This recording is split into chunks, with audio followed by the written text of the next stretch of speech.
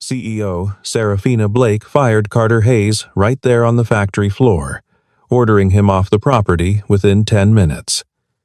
Carter didn't argue. He just grabbed his old backpack and walked out in silence. But he didn't go home. He turned into the darkest alleys of the city. Something made Serafina follow him. Her car stopped in front of an abandoned building, and she froze when she saw Carter kneeling down, sharing food and bandaging wounds for a group of homeless children who called him Dad. 3 weeks earlier, Serafina had signed the contract that would either save her career or destroy it. The board of directors at Blake Dynamics had made their position crystal clear. Meet the deadline on the new manufacturing protocol, or step down. Wilfred Stone, the board's most ruthless member, had leaned across the mahogany table and delivered the ultimatum with cold precision. You're too soft, Serafina. Soft leaders build soft companies, and soft companies collapse. The warning haunted her because she knew where it came from. Her father had built Blake Dynamics from nothing, but he'd been betrayed by people he trusted, managers who smiled to his face while stealing from the company, workers who exploited his kindness and cut corners that nearly killed someone. Serafina had watched her father's health deteriorate as the lawsuits piled up. She'd made a vow at his funeral. Never trust. Never let sentiment cloud judgment. Run the company like a machine, because machines don't lie. The factory had been struggling with safety incidents. Small things, mostly. Oil leaks that shouldn't have happened. Sensor malfunctions that the maintenance team couldn't explain. A worker who'd slipped on hydraulic fluid and broken his wrist. The insurance company was already circling, and Wilfred had made it clear that one more major incident would trigger a full investigation. Serafina needed scapegoats. She needed discipline. She needed everyone to see that weakness wouldn't be tolerated. Carter Hayes worked the night shift. He rarely spoke to anyone, always took the hardest assignments, never complained. But there were notes in his file. Frequently leaves workstation, takes unauthorized breaks, seen carrying personal items off company property. His supervisor had written him up twice in the past month. Carter always had an explanation, but the explanations were vague. Family emergency. Personal matter. Need to step out for 15 minutes. The backpack was the thing that bothered people most. Carter carried it everywhere, never let it out of his sight. In the break room, workers whispered. Some thought he was stealing tools. Others figured he was dealing drugs. Archie Dunn, the night security guard, had seen Carter sneaking food out of the building several times, but Archie had never reported it. There was something about Carter that didn't fit the profile of a thief. The way he always said thank you. The way he'd help Archie fix the gate latch without being asked. The way he'd once stopped to help an elderly janitor carry a heavy trash bag, even though he was clearly in a hurry. What Serafina didn't know was that Clinton Voss, her head of operations, had been waiting for the right moment to eliminate Carter. It wasn't personal. It was business. Carter had a habit of noticing things he shouldn't notice. He'd questioned why certain safety sensors were being bypassed to increase production quotas. He'd pushed back when Clinton had ordered the maintenance team to skip inspection protocols to meet deadlines. And Carter had started asking questions about the repair contracts, about why the same subcontractor kept winning bids despite consistently shoddy work. Clinton had a financial arrangement with that subcontractor. Carter was a threat to a very profitable system. The incident happened on a Tuesday night, 48 hours before Serafina's deadline. The main production line seized up with a metallic scream that echoed through the entire facility. The temperature sensors spiked into the red zone. Someone had silenced the alarm. Carter was the first person to reach the control panel. He could see exactly what was happening. A bearing was overheating. Friction was building. There was hydraulic fluid leaking near an electrical junction. If the line kept running, the whole system could ignite. Carter shouted for an emergency shutdown. Clinton, who was supervising the floor that night, overruled him. "We're behind quota. We can't afford to stop." Carter didn't hesitate. He hit the emergency stop button, the e-stop that killed power to the entire production line. Machinery ground to a halt. Lights flickered. In the sudden silence, everyone could hear the hiss of overheated metal cooling down. The shutdown cost Blake Dynamics $200,000 in lost production. Clinton moved fast. He pulled the sensor logs, edited the timestamps, deleted the sections showing the oil leak and the temperature spike. He kept only the part showing Carter hitting the e-stop. Then he compiled a report and walked it straight to Serafina's office. Carter Hayes just sabotaged the production line. We have documentation, and with your deadline coming up, you need to show the board you're in control. Wilfred Stone called Serafina that same morning. I'm hearing about another incident. I need to see a head roll, Serafina, today. She'd been awake for 36 hours straight. The pressure was crushing. She looked at Clinton's report, saw the cost of the shutdown, and made a decision. Serafina walked onto the factory floor at shift change, when both day and night crews were present. Carter was washing his hands at the industrial sink.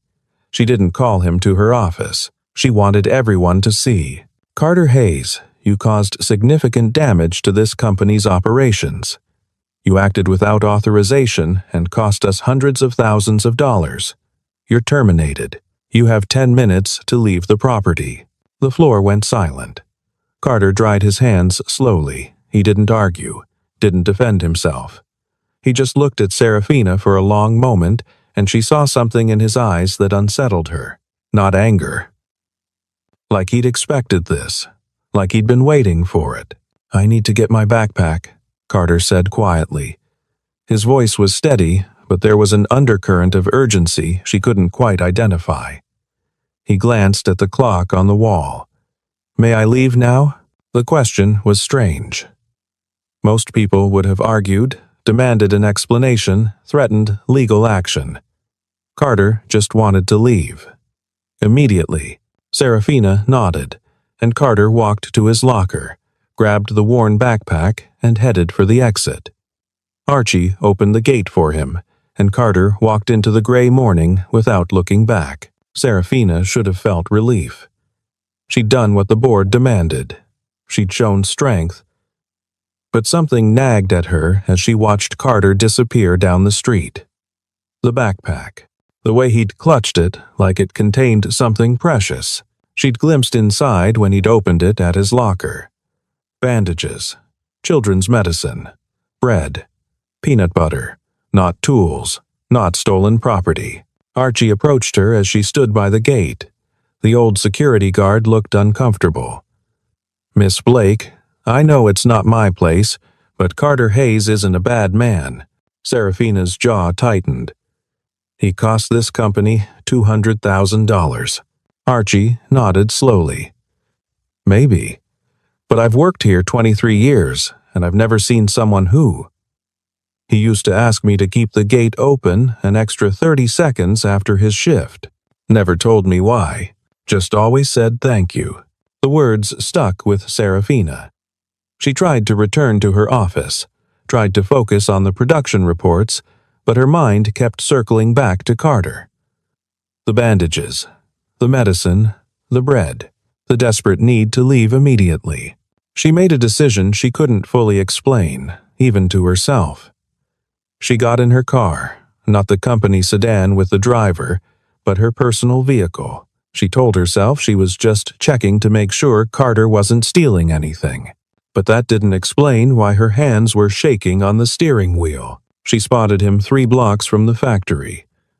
Carter was walking fast, head down, backpack pressed against his chest. He stopped at a small corner store, the kind of place that sold expired goods at a discount. Through the window, Serafina watched him count out coins, buying milk and day-old bread. The store owner, an elderly woman, added extra rolls to his bag without charging him. They clearly knew each other. Carter left the store and turned into a part of the city Serafina had only seen from the highway. Streets with potholes deep enough to swallow a tire. Streetlights that flickered or didn't work at all. Buildings with boarded windows and graffiti-covered walls.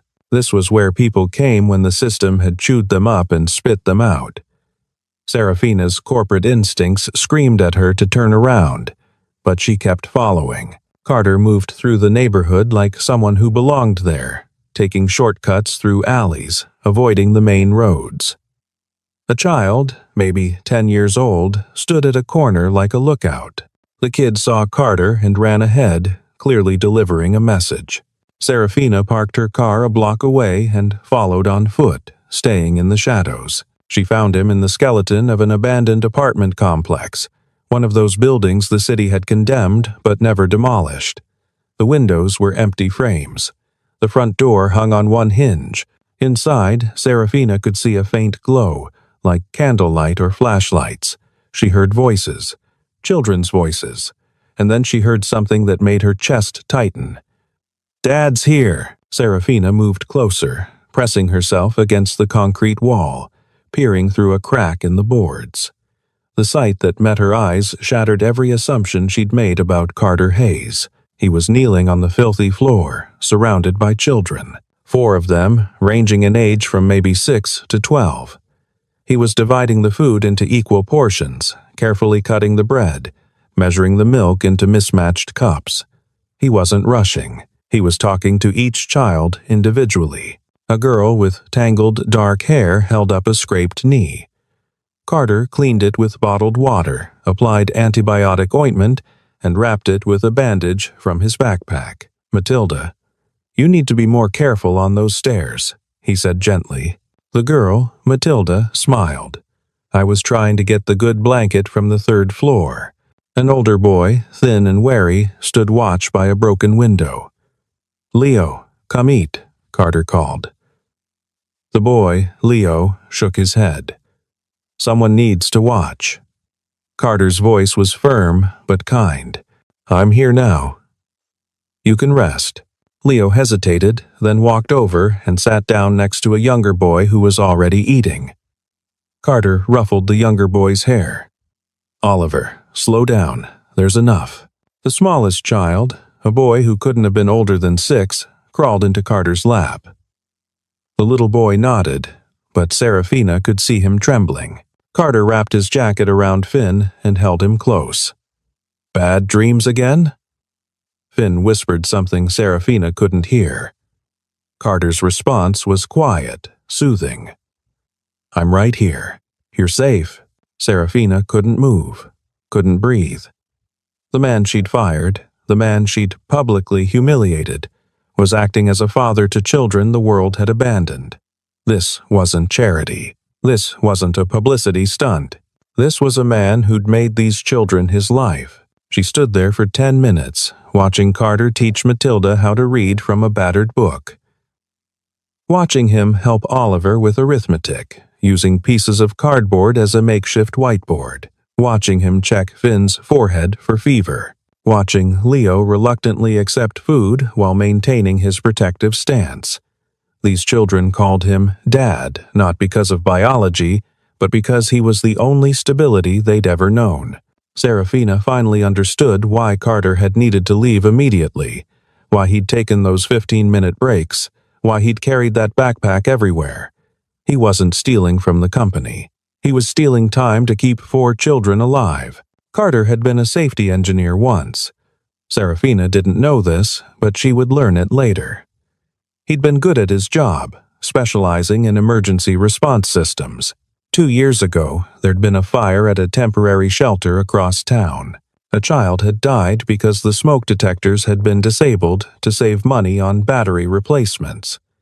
Carter had been the engineer who'd signed off on the inspection report 3 months earlier. He'd done the inspection by the book, but he'd trusted the shelter manager when the manager said the detectors were functional. Carter hadn't physically tested each one. The guilt had destroyed him. He'd quit his engineering job, taken the factory work because it didn't require references, and started spending every spare moment checking on homeless encampments, looking for children, making sure they had what they needed to survive. The 4 kids in this building weren't the first he'd helped, but they were the ones who'd stayed, the ones who had nowhere else to go. Leo's parents were in prison. Matilda had aged out of foster care with no skills and no money. Oliver had run away from an abusive home. Finn had been abandoned at a hospital and slipped through the cracks of the system. Carter had created rules for the group. No stealing unless it was a matter of survival. No violence. Everyone shares. Everyone learns something every day. The children followed his rules because they understood that Carter was the difference between life and death.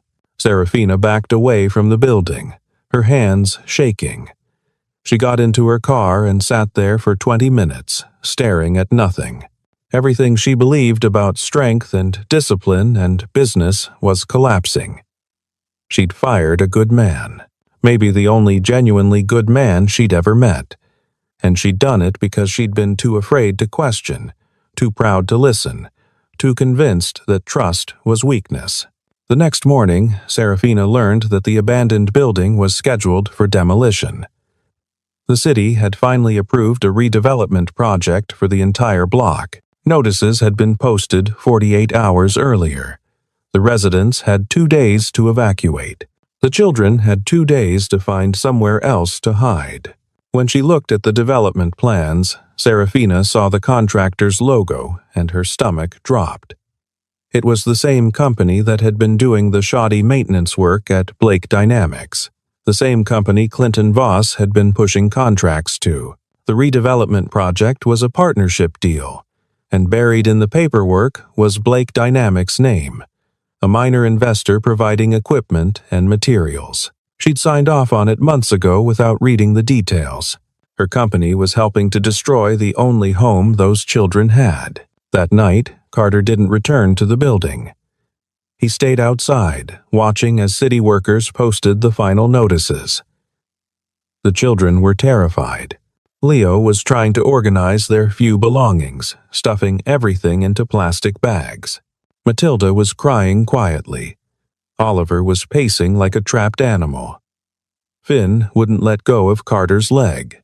"They're going to split us up," Leo said, his voice cracking.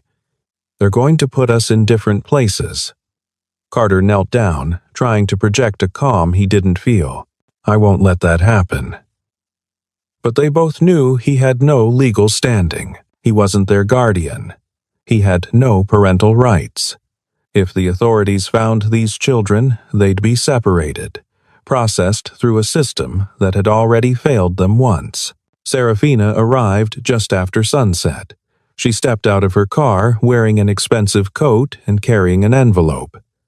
"I can help," she said. "I can pay for a hotel. I can—" Leo stepped in front of the younger children, his body language defensive. "We don't need your money." The hostility in his voice was sharp enough to cut. "You're the one who fired him. You're the reason everything's worse." Carter stood up, placing a hand on Leo's shoulder. "It's okay." He looked at Serafina, and there was no anger in his expression. Just exhaustion. "You can't fix this with money, miss. Blake. These kids have been hurt by people who thought they knew better. People who made decisions without understanding. Money doesn't change that." Serafina felt something crack inside her chest. "Then what do you want from me?" Carter's answer was simple and devastating. "I want you to see them. Really see them. Not as a problem to solve or a tax write-off. As people." While Serafina was trying to understand the consequences of her own actions, Clinton Voss was moving to eliminate any loose ends. He'd started a whisper campaign at the factory, spreading the story that Carter had been stealing supplies and using them for some kind of illegal operation. When Vivian Cole, the PR director, showed up in Serafina's office with printouts from the company's internal message boards, Serafina saw how quickly the narrative had turned. Soft CEO lets criminal walk free. Blake protecting a thief. Wilfred Stone called within the hour. "This is exactly what I was worried about. You're making this company look weak." But Serafina wasn't the same person she'd been 48 hours ago. She told Vivian to ignore the message boards. She told Wilfred she'd handle it, and then she did something she should have done from the beginning. She ordered a full audit of the sensor data from the night of Carter's termination. She wanted the raw logs, not the summary report Clinton had provided. Ingrid Walsh, the company's legal counsel, delivered the news in person. Someone edited the files. The original data shows multiple safety warnings that were deliberately silenced. Carter Hayes didn't sabotage anything. He prevented a catastrophic failure. Ingrid's expression was grim. If we'd kept running that line, we could have had an explosion. People could have died. And if this comes out, we're looking at regulatory investigations, lawsuits, criminal charges. Serafina stared at the unedited logs. Every warning Carter had tried to report was there. Every safety violation Clinton had ignored. Who edited the files? Ingrid pulled up the access records. Clinton Voss. The anger that flooded through Serafina was different from anything she'd felt before. It wasn't the cold fury of a CEO protecting her company's reputation. It was the hot rage of someone who'd been used as a weapon against an innocent man. She'd been manipulated. Clinton had fed her exactly the story she'd wanted to hear, the story that justified her worldview. Trust no one, show strength, cut the weak links. She called Clinton into her office. He walked in confident, expecting praise for handling the Carter Hayes situation so cleanly. Serafina let him sit down before she asked the question. Why did you edit the sensor logs? She watched the color drain from his face, watched him calculate his options. He went with denial. I don't know what you're talking about. Serafina turned her laptop around so he could see the access records. Explain this. Clinton's face hardened. Fine. You want the truth? Carter Hayes was a liability. He questioned every decision, slowed down production, cost us money. I did what you were too soft to do. I protected this company's interests. Serafina's voice was ice. You falsified safety records. You put lives at risk, and you used me to cover it up. Clinton leaned forward. And what are you going to do about it? If you expose this, the whole company goes down. Stock price crashes, investigations, lawsuits. You'll lose everything. He smiled, and it was ugly. And I need you to back me up. We both walk away clean, but Serafina had already made her decision. Get out. You're fired. And I'm turning the evidence over to the authorities. The confrontation with the board happened the same day. Serafina walked into the meeting room with Ingrid beside her, carrying a folder of evidence. Wilfred Stone was already seated, along with 3 other board members. They looked impatient. This better be important, Serafina. She laid out the evidence.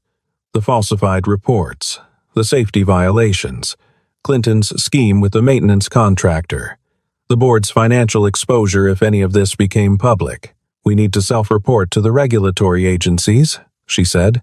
We need to implement immediate safety reforms. And we need to make this right. Wilfred's face turned red. If we do that, we're admitting liability. The lawsuits alone will sink us. The stock will tank. You'll be out within a week. The other board members nodded. They were already doing the math. Scandal. Loss of investor confidence. Possible criminal charges for the executives. Serafina felt her hands tremble, but her voice stayed steady. Then fire me.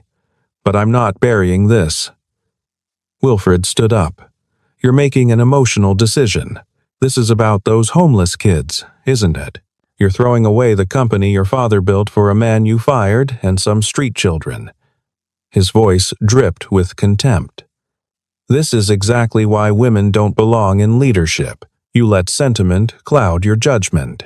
For a moment, the old Serafina wanted to cave, to protect herself, to stay silent. But then she thought about Carter kneeling in that ruined building, bandaging Matilda's knee, teaching Oliver arithmetic, holding Finn when the nightmares came. She thought about a man who'd sacrificed everything, including his reputation, to protect children who had nothing. "Fire me if you want," she said.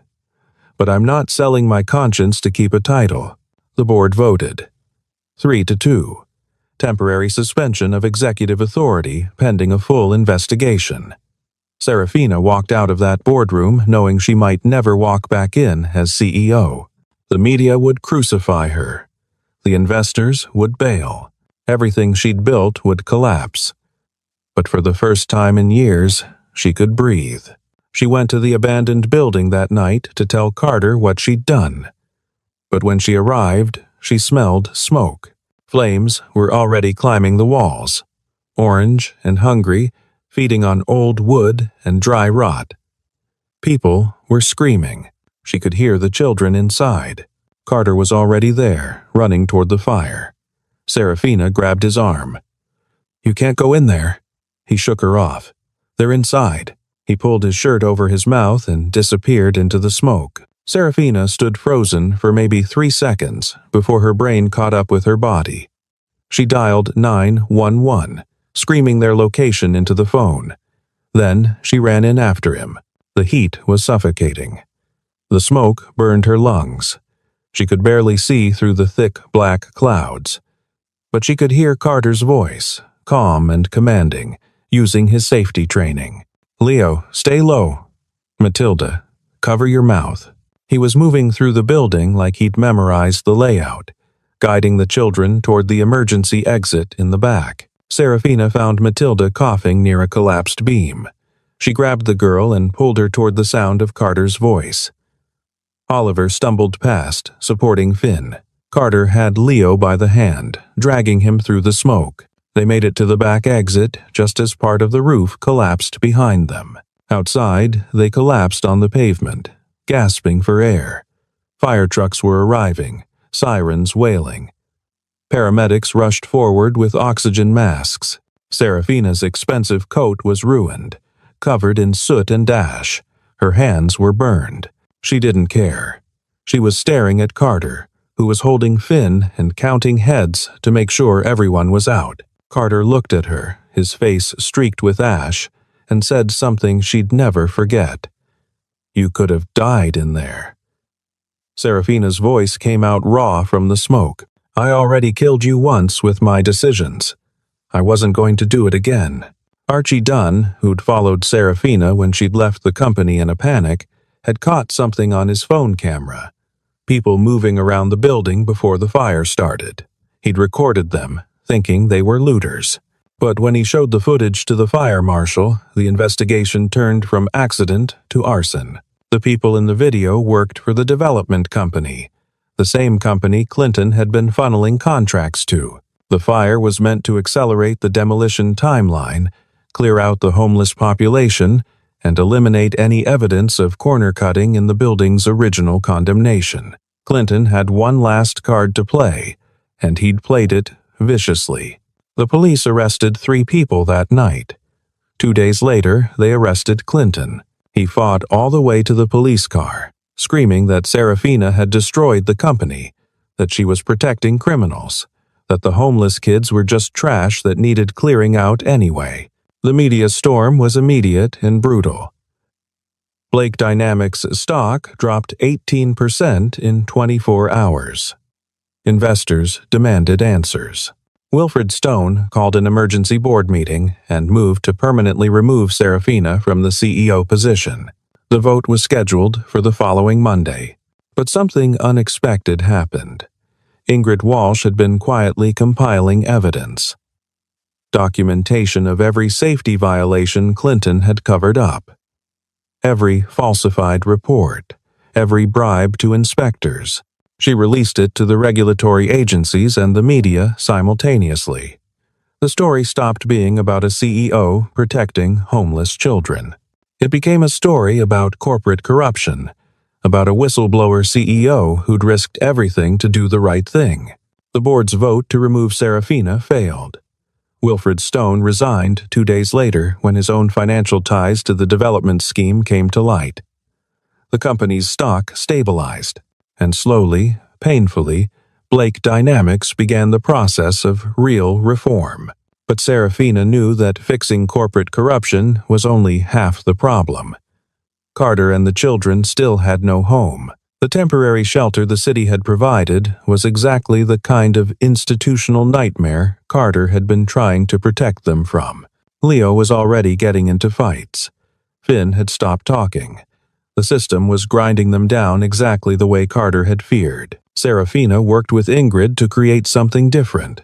Not a shelter, not charity. A legally structured residential program with transparent oversight, licensed social workers, and a focus on keeping families together however they defined family. It took 6 weeks to set up, 6 weeks of navigating bureaucracy, finding the right property, hiring the right staff.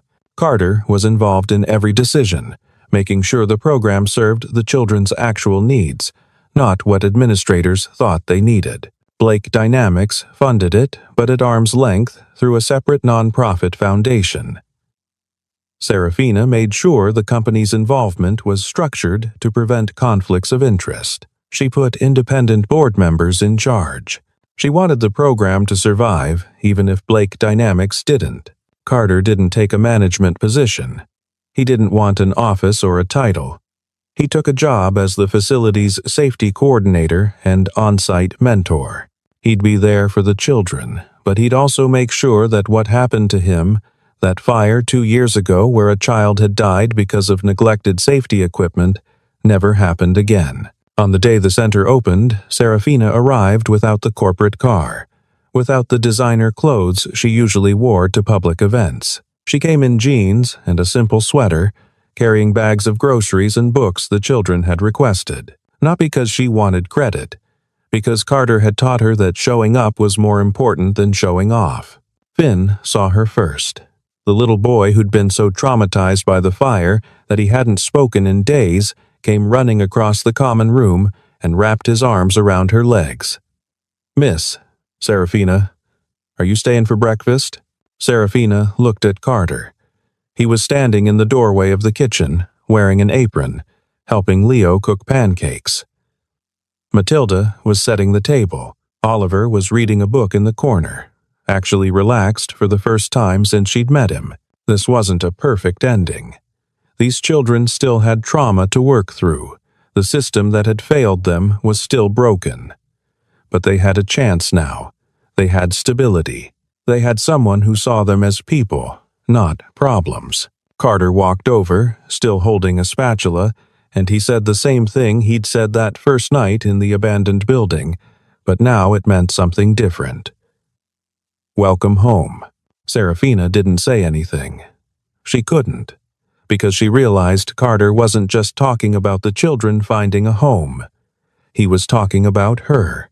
The CEO who'd built walls around her heart to protect herself from betrayal had finally found her way back to something she'd lost when her father died.